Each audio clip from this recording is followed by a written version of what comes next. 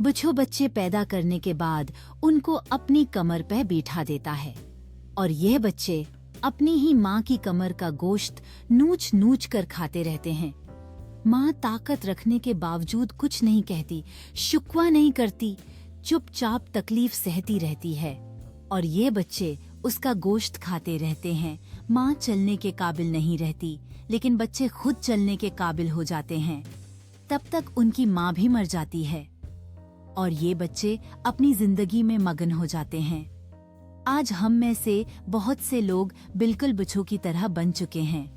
वालिदैन बच्चा पैदा होने से बच्चे की तालीम, शादी और छत देने के लिए अपनी अपनी बसात के मुताबिक दिन रात धूप बारिश की परवाह किए बगैर अपने बच्चों के लिए मेहनत करते हैं।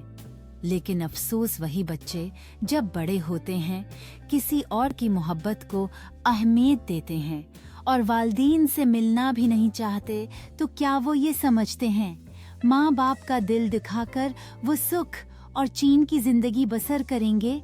तो हरगिज नहीं।